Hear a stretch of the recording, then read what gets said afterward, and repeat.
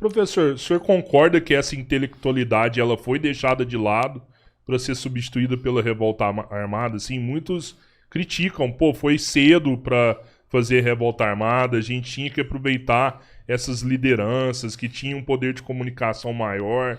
O senhor concorda com essa crítica? Não. Na verdade, essa elite de militantes intelectualmente bem formadas, né, elas foram canalizadas, foram conduzidas pelo processo revolucionário, certo? Porque o que eu estava dizendo, na medida que houve a radicalização do regime militar, foram deixando poucas alternativas. Não tinha opção mais. De opção para você desencadear uma luta contra a ditadura. Certo? Tanto que no fim, eles falam que muitos ficaram pelos companheiros, né? Meio que para honrar os que foram ali, os que... as vidas perdidas, né? Essa é uma questão interessante. Esse livro que eu estou escrevendo, eu abordo muito essa questão. É o seguinte... Fala pro pessoal aí qual que é o nome do livro. Pode falar, Trevas. Né? Viagem nas Trevas. Viagem nas Trevas. É o próximo livro do professor Fernando aí, então, gente. Eu discuto muito essa questão. Eu faço um diálogo muito interessante entre dois grandes personagens que tiveram muita influência na esquerda brasileira. Um é o Caio Prado Júnior, intelectual, marxista, que era do Partido Comunista na época. O outro era Regis Debray, intelectual francês, né, que foi para Cuba e fez uma espécie de vulgarização da Revolução Cubana, certo? Ele tentou extrapolar os caminhos, certo, da Revolução Cubana para os países da América Latina, acreditando que os países da América Latina estavam prontos, maduros para a Revolução, certo, em torno da guerrilha rural, certo? Bom, o que é esse diálogo? O diálogo é uma discussão teórica muito interessante, porque o Caio Prado faz uma leitura totalmente diferente do que fez Regis Debray. Ele analisa, certo, as condições da Revolução Cubana, certo, de uma forma marxista, ou seja, ele vê que naquele momento existiam as condições objetivas e subjetivas para que a Revolução Cubana pudesse ser desencadeada, certo? Então, a crise, a ditadura, as condições sociais, as condições políticas estavam totalmente maduras para que o Fidel pudesse, certo, desencadear a guerrilha rural e, a partir daí, implementar a revolução. As condições estavam maduras. Aqui no Brasil, quando se inicia, certo, toda a estrutura para você implantar a guerrilha rural, as condições eram outras. O Brasil, diferentemente do que imaginava, certo, o Regis Debray, não estava maduro para a revolução, certo, a armada. E aí entra o Caio Prado, dizendo por quê. Certo? Por quê? Por quê?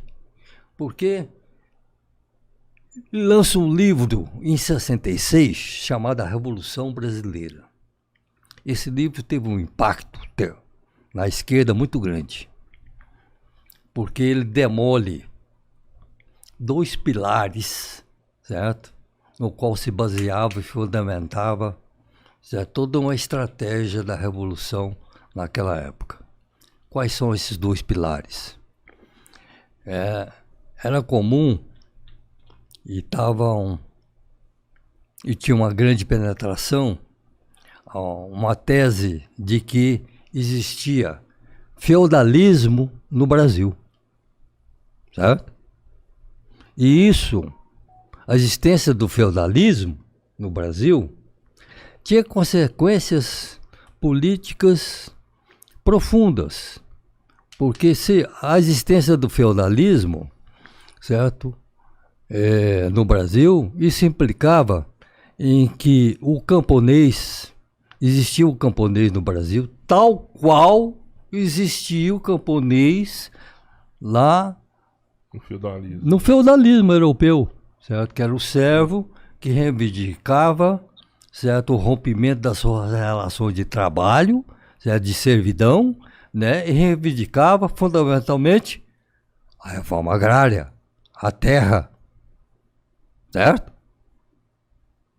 Aqui no Brasil, a existência do feudalismo tinha essa implicância, certo? O camponês que também lutava, certo, pela reforma agrária, né? Igual lá. Uhum. E o Caio Prado disse que não. Aqui no Brasil não existia feudalismo. A unidade produtiva açucareira, quando foi implantada, era eminentemente capitalista. E o modo de produção não era feudalista, era escravagista. Diferente, certo? Totalmente. Totalmente diferente, entendeu? E essa divergência que atrapalha totalmente. Essa divergência é fundamental, porque a coluna guerrilheira, a guerrilha urbana, se fundamenta e se repousa no elemento estratégico revolucionário que é o camponês. E que tinha como proposta revolucionária a terra, certo? E trata ele como servo, sendo que as condições seriam outras para... Aqui, segundo o Caio Prado, a não existência do camponês, ou existia de uma forma residual, o que predominava no campo, Escravo. não era o camponês, era o trabalho assalariado, certo? É o trabalho assalariado.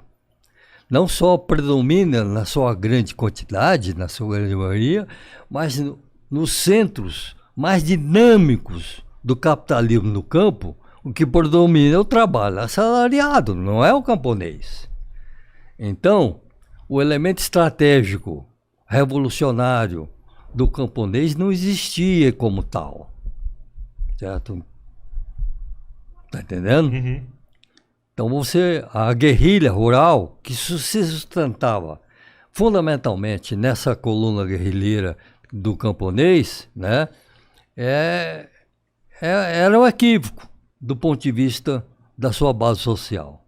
Porque o camponês não é revolucionário, certo? A sua existência aqui era residual. Para ter ideia é o seguinte, eu vou explicar melhor. No modo feudal, as relações de produção eram o servo. Então, aquilo é um entrave, constitui entrave essas relações para a penetração do capitalismo, porque era servo, certo? Ele não era proprietário. Então, o capitalismo e a reforma agrária penetrou no mundo feudal e quando isso ocorreu, ela impulsionou o desenvolvimento capitalista no campo, certo? Porque transformou o servo em proprietário, certo? De terra. E quanto proprietário, capitalista. Certo? E com isso você democratizou a propriedade no campo, certo? De uma forma substancial, ampliando o mercado interno, aumentando, certo, a produção de uma forma extraordinária, ou seja, o capitalismo penetrou no campo. Quando se arrebenta as relações de produções servis, né, no campo, e transforma o servo em proprietário, o capitalismo deslancha no campo, certo? Então a revolução agrária, naquele modo de produção, vem como um baita de um progresso, certo? Certo? Uma revolução econômica que se produz no campo. Aqui no Brasil, isso não ocorreu, porque não existia o camponês, certo? O que predomina é o trabalho assalariado. E o trabalho assalariado não tem como reivindicação a terra. Ele tem como reivindicação aumento de salários. A reivindicação é outra.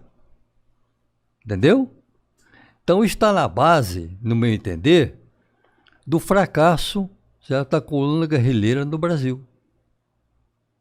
Pô, foi um erro de análise, então. Um erro estratégico. Um erro estratégico. Algumas pessoas e alguns dirigentes, né, quando foram questionados sobre qual a autocrítica que ele faz sobre essa questão, muitos deles dizem o seguinte: o erro é que o tático se transformou em estratégico. O que quer dizer isso, com isso? Que a guerrilha urbana ficou confinada na cidade, certo? Ela, a sua dinâmica, a sua lógica, para levantar recursos, levantar estrutura logística, para poder implantar a guerrilha rural, ela não conseguiu, certo? Se expandir, se desenvolver de uma forma a criar essa estrutura. Então ela ficou girando em torno de si próprio. E será que não era porque não saiu da cidade.